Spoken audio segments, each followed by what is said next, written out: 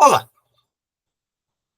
Discutimos em vídeo anterior, primeira parte do capítulo, os movimentos operários, capítulo que está no livro de Engels, A Situação da Classe Trabalhadora na Inglaterra. Em nossa sessão de hoje, discutiremos a segunda parte do referido capítulo, em particular, aquela na qual Engels está discutindo sobre o que foi o movimento cartista na Inglaterra. Para Engels, os operários não respeitavam a lei naquele momento de desenvolvimento da classe trabalhadora que marcha paralelamente ao desenvolvimento da Revolução Industrial na Inglaterra. Os operários não respeitavam a lei, mas apenas reconheciam sua força, enquanto eles mesmos não dispunham de força para mudá-la. Daí que era mais do que natural que avançassem propostas para modificá-la. Aqui Engels está colocando duas questões. A primeira delas é de que o proletariado urbano na Inglaterra tinha conhecimento da capacidade do poder burguês em colocar nas ruas a força policial para massacrar toda e qualquer tentativa de greve ou manifestação dos trabalhadores. De outra parte, não havia ainda também uma maturidade por parte do proletariado urbano, ou, por outras palavras, não havia ainda o necessário desenvolvimento da consciência de classe entre os trabalhadores urbanos. Daí que, no máximo, em vez de pedirem a derrocada da sociedade burguesa, ou, por outras palavras também, em vez de lutarem pela derrubada da sociedade burguesa, os trabalhadores se limitavam a reivindicar reformas no interior da sociedade burguesa. Como destaca Engels, ao não terem força para mudar a sociedade burguesa, a tendência natural no interior das organizações operárias, ou das lutas operárias, melhor dizendo, era encaminhar propostas para modificar as legislações existentes. Lembremos que as legislações produzidas pelo poder burguês no processo de transição da sociedade feudal para a sociedade industrial burguesa eram bastante draconianas, como o demonstrou fartamente Marx no seu capítulo 24 da Acumulação Primitiva, que está no volume 1, ou no tomo 1, do Capital. É exatamente por não terem esta força necessária que a proposta do proletariado era, geralmente, uma proposta reformista. E essa proposta reformista, ou de mudanças na legislação, ganhou corpo na chamada Carta do Povo, ou People's Charter, que era uma forma condensada de oposição à burguesia, ainda que fosse uma maneira limitada de se contrapor ao poder burguês. A Carta do Povo alimentou o movimento cartista, ou o cartismo. Engels vai destacar que no cartismo, toda a classe operária estava aglutinada no sentido de se insurgir contra a burguesia, porque o cartismo atacava, em primeiro lugar, era o poder político burguês, a muralha legal com que ela se protegia. Portanto, o terreno de luta apontado pelo cartismo era fundamentalmente introduzir mudanças na legislação burguesa a fim de garantir melhores condições de existência para a classe trabalhadora. De acordo com Engels, por suas origens, o cartismo nasceu do Partido Democrático, que nos anos 80 do século retrasado, ou seja, no século XIX, desenvolveu-se com o proletariado e, ao mesmo tempo, no proletariado. Lembremos que é nas primeiras décadas dos anos 1830 que o cartismo se desenvolveu. Em suas lutas, o cartismo acabou por se consolidar diante da burguesia, sempre mais claramente assumindo a dimensão de um partido operário. É importante observar que, para Marx e Engels, partido não tem o sentido de uma agremiação formal. Partido remete à ideia daquele momento no qual a classe toma consciência dos seus objetivos face à outra classe. Daí Marx, por vezes, falar também de partido burguês, sobretudo no texto 18 Brumário de Luiz Bonaparte. Partido burguês no sentido de que a burguesia havia adquirido consciência dos seus interesses face ao proletariado.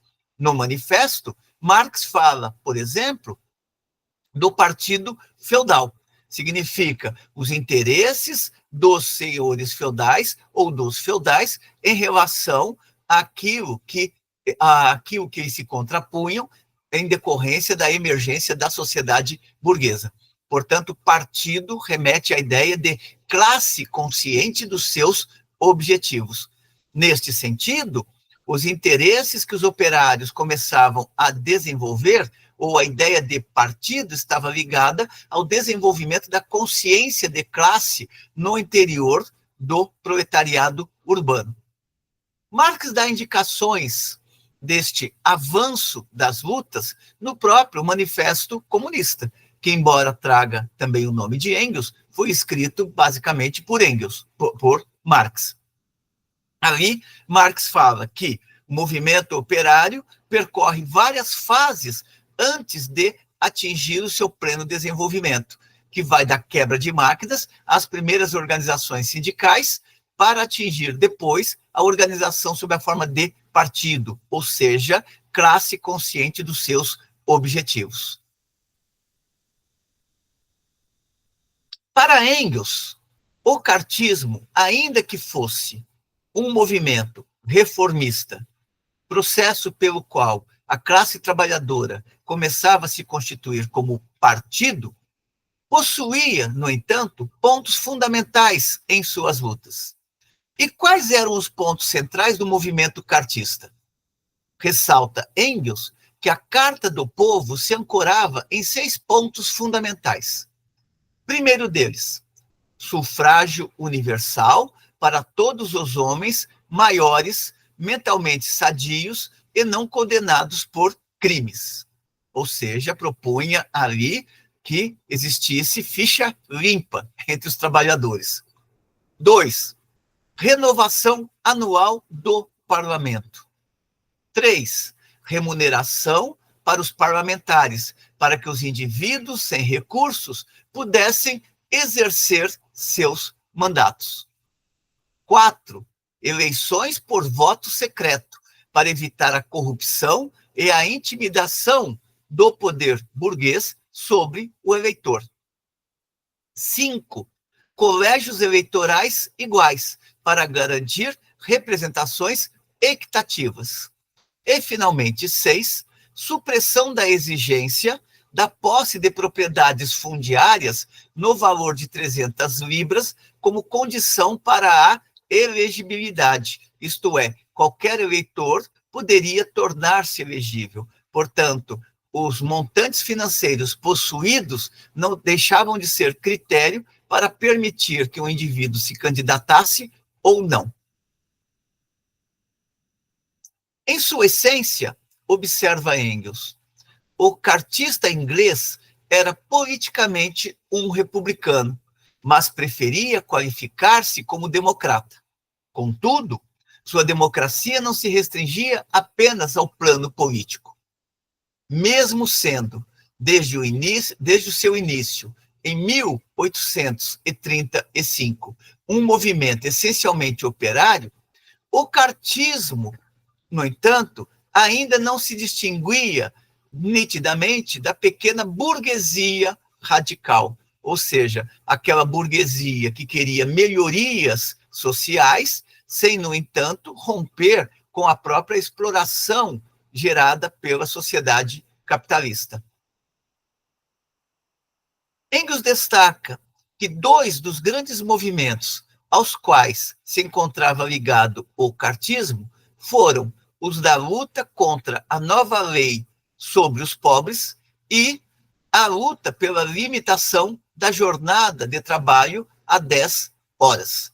Lembremos que, em razão da legislação sanguinária que se instaura no processo de desenvolvimento da acumulação primitiva, muitas vezes os trabalhadores eram obrigados a ter jornada de 14 a 16 horas por dia, de quase ponta a ponta da semana. Ainda que buscando reformas sociais, o movimento cartista não ocultava entre seus objetivos conquistar os princípios da Carta do Povo, inclusive valendo-se de uma revolução. Aqui já podemos observar como que o movimento cartista já apontava para certos elementos de radicalização, no sentido de transformação profunda da vida social.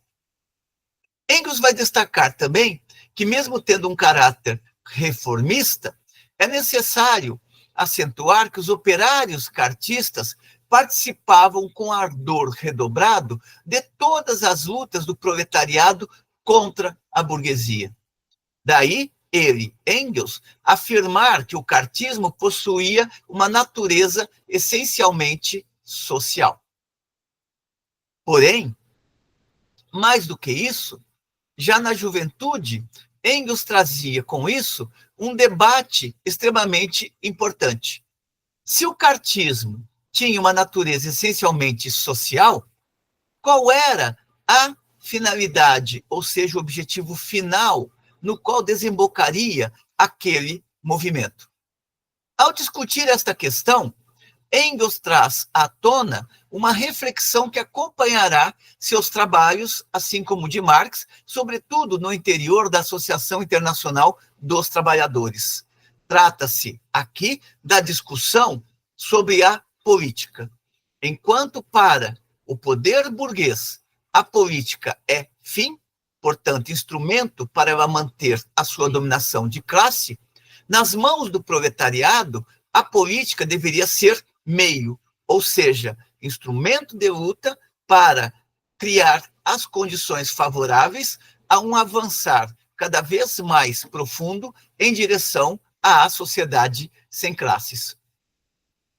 Neste sentido, já na juventude, uma vez que este texto de Engels, A Situação da Classe Trabalhadora na Inglaterra, é um texto de juventude, já na juventude, Engels trazia para o debate uma questão que percorreria futuramente tanto suas reflexões quanto as de Marx, ou seja, o reconhecimento de que, para o proletariado, a política é meio e não fim. A finalidade, portanto, não era a tomada do poder político para construir novas formas de dominação de classes. É em razão disso que nos textos de Marx e Engels não se encontra a ideia de revolução política, e sim de revolução social, ou seja, uma transformação radical das estruturas sociais, leia-se superação da sociedade burguesa, visando caminhar para um modo de produção no qual as relações de exploração não se fizessem presentes. É nesse sentido que Engels destacará os 6 pontos que tudo representam para a burguesia radical e que, quando muito, implicarão reformas constitucionais, para o proletariado não são mais do que meios. O poder político é o nosso meio. A nossa finalidade é o bem-estar social, diziam os cartistas. Essa é a palavra de ordem eleitoral claramente formulada por eles. Analisando aquela conjuntura em específico, Engels considerava que a aproximação ao socialismo por parte dos cartistas seria algo inevitável. Reconhece ainda, naquela conjuntura, um crescimento da consciência de classe entre os trabalhadores ingleses. Dirá Engels, em geral, todos os operários da indústria estão hoje ganhos para uma ou outra forma de resistência ao capital e à burguesia. E são unânimes acerca de que, enquanto working men, ou seja, homens trabalhadores, constituem uma classe específica, com princípios e interesses e concepções próprios, em confronto com todos os proprietários.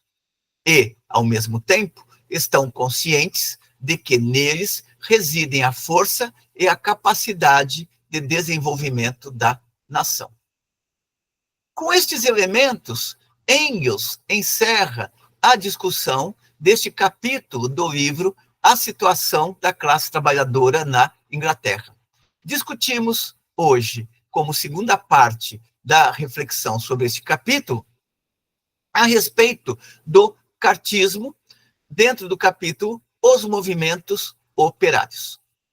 Espero que tenham gostado da discussão. Como sempre, encaminhe suas considerações positivas ou negativas, a fim de que possamos cada vez mais melhorar o nosso trabalho, contribuindo assim com as jovens gerações de estudantes e, por que não dizer também, com as jovens gerações de pesquisadores. Até uma próxima.